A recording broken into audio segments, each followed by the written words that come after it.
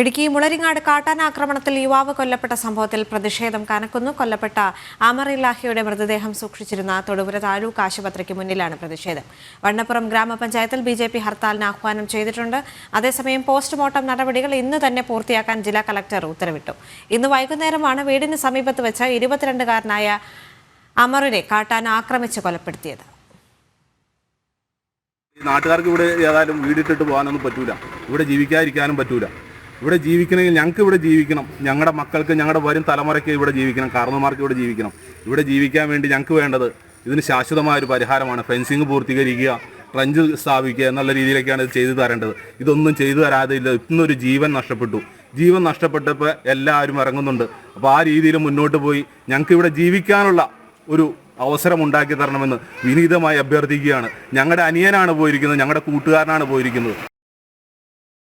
Subin Thomas ചേരുന്നുണ്ട്. സുബിൻ, നമുക്കറിയാം എൽദോസിന്റെ മരണവുമായി ബന്ധപ്പെട്ട് വലിയ പ്രതിഷേധം തന്നെയാണ് പ്രദേശത്ത് ഇടുക്കിയിൽ ഉണ്ടായത്. മാത്രമല്ല നമുക്കറിയാം ഇത്തരം സംഭവങ്ങൾ തുടരെ നടക്കുമ്പോഴും വനം വകുപ്പിന്റെ ഭാഗത്ത് നിന്ന് കൃത്യമായ നടപടികൾ ഉണ്ടാകുമെന്ന അനുനയ നീക്കങ്ങൾ ചർച്ചകൾക്കെല്ലാം ശേഷമാണ് പ്രതിഷേധങ്ങൾ കെട്ടടങ്ങുന്നത്. പക്ഷേ ഇത് വീണ്ടും ആവർത്തിക്കുന്ന ഒരു സാഹചര്യം കൂടി ഇവിടെ ഉണ്ടായിട്ടുണ്ട്. കാരണം അതിന്റെ ഏറ്റവും വലിയ ഉദാഹരണം തന്നെയാണ് ഇന്ന് നടന്ന ഈ സംഭവം കൂടി. എന്നാൽ വളരെ വലിയ പ്രതിഷേധമാണ് അവിടെ നടക്കുന്നത് എന്ന് മനസ്സിലാക്കാൻ സാധിക്കുന്നുണ്ട്. മറ്റ് വിശദാംശങ്ങളും കൂടി.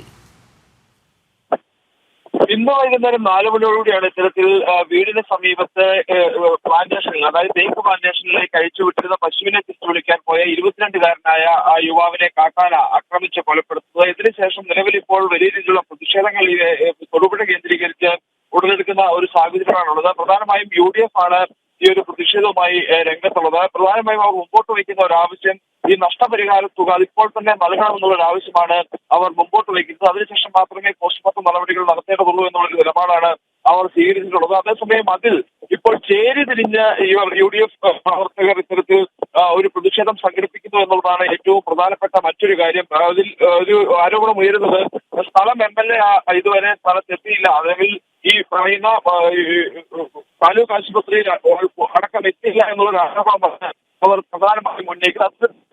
ഒരു രാഷ്ട്രീയ തലം കണ്ട് UDF അതിനെ മറ്റൊരു തലത്തിലേക്ക് വിടുന്നു എന്നുള്ളതാണ് ഏറ്റവും പ്രധാനപ്പെട്ട കാര്യം. ഇതിനിടയിൽ ഈ വനം വകുപ്പിന്റെ വലിയ വീഴ്ച ഇതിലുണ്ടായിട്ടുണ്ട് എന്നുള്ളൊരു ആരോപണം പ്രധാനമായി വരുന്നുണ്ട്. ഇത്തരത്തിൽ ഈ മേഖല കേന്ദ്രീകരിച്ച് ഫെൻസിംഗ് ഉൾപ്പെടെയുള്ള സംവിധാനങ്ങൾ, മറ്റ് ക്രമീകരണങ്ങൾ, ഈ വന്യമൃഗങ്ങൾ കടന്നവരായിട്ടുള്ള ക്രമീകരണങ്ങൾ ഒരുക്കണമെന്ന ആവശ്യം വർഷങ്ങളായി അവിടുത്തെ നാട്ടുകാർ ഉന്നയിക്കുന്നതാണ്. പക്ഷെ അത്തരത്തിലുള്ള ഒരു ഇടപെടലൊന്നും തന്നെ വനം വകുപ്പിന്റെ ഭാഗത്തുനിന്ന് ഉണ്ടായില്ല. അതുകൊണ്ട് തന്നെ നാട്ടുകാരുടെ ഭാഗത്തു നിന്ന് കൃത്യമായ പ്രതിഷേധം വീണ്ടും ഉണ്ടായിരിക്കുകയാണ്. ഇനി അനുനയ നീക്കങ്ങളിലേക്ക് വനം വകുപ്പ് കടക്കുമ്പോൾ കൃത്യമായ നടപടി അതിൽ ഉണ്ടായില്ലെങ്കിൽ കൂടുതൽ പ്രക്ഷോഭങ്ങളിലേക്ക് നാട്ടുകാർ കടക്കുമെന്നുള്ള കാര്യത്തിൽ സംശയമില്ല. സുബിൻ തോമസ് ആണ് അവിടെ നിന്നുള്ള വിവരങ്ങൾ നൽകിയത്.